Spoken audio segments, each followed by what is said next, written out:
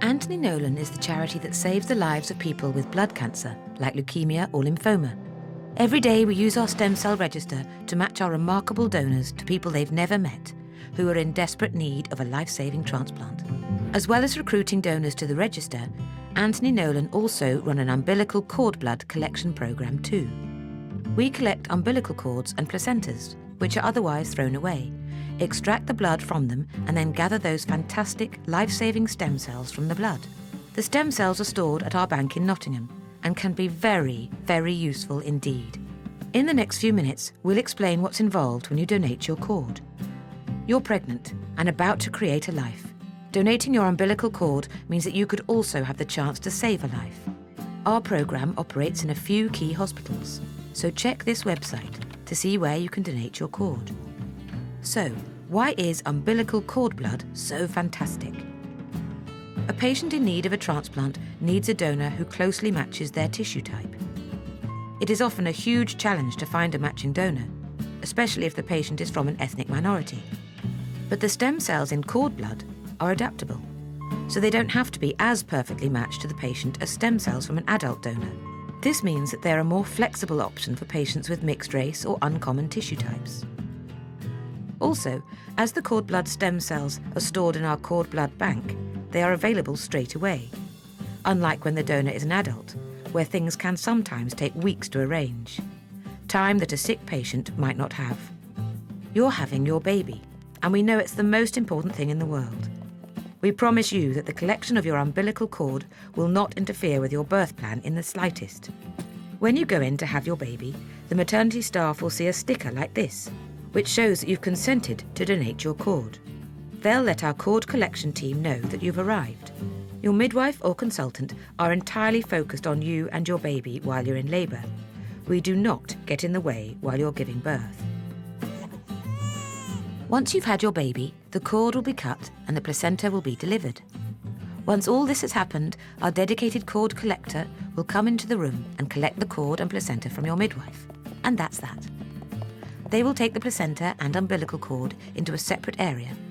Most women say that they don't notice this happening as they have more exciting things to focus on.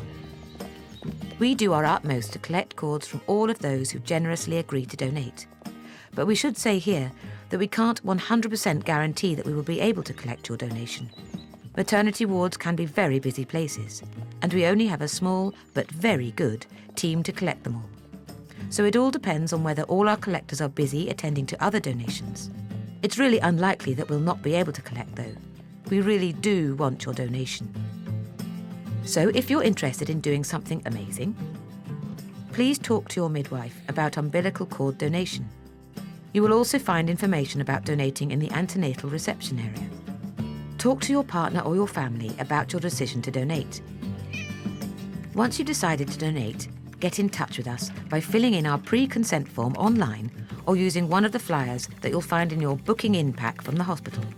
Once we hear from you, we'll arrange a time to talk. In order to be able to collect your umbilical cord and placenta, we need your full legal consent. Ask as many questions as you like to make sure you're happy about donating. Please be assured that it's totally free to donate. We'll need to ask you some medical questions. Once you've given us your consent, we'll give you a big sticker like this to put on your maternity notes. You will decide your birth plan with your midwife, and we'll fit in with whatever you decide. As long as you're giving birth at a hospital where we can collect your cord. However, if you don't manage to go through all the steps of consent before you come in to have your baby, we can still sort that out when you come onto the labour ward to give birth.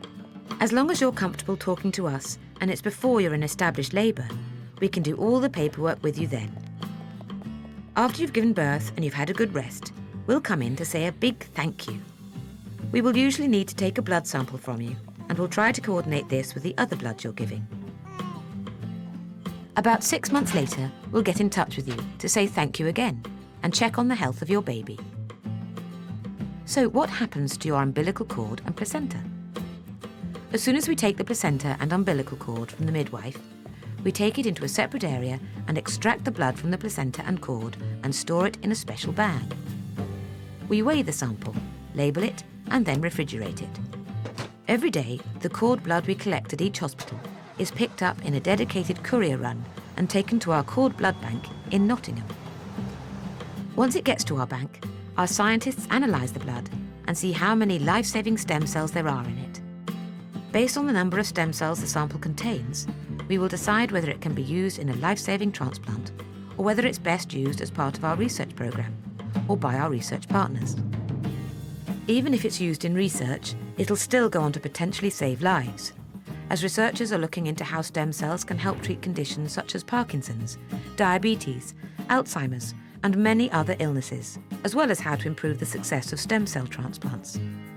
If your sample is kept for a transplant, it will be tested to find out what its tissue type is, and then it will go into one of our cryogenic freezers. It can stay here for more than 25 years. 70% of all people who need a stem cell transplant will need a match from outside their family. So one day, the stem cells in your cord blood might well be the best chance for someone with blood cancer. The healthy stem cells are the things missing for the person who will receive your donation, that for whatever reason their body can't generate for themselves. Those cells in your umbilical cord blood will kickstart their system into action and start a recovery from a very vulnerable state. It's amazing. You will have potentially saved a life. So on the day you give birth to a new life, your donation could save another in the future. Isn't that great?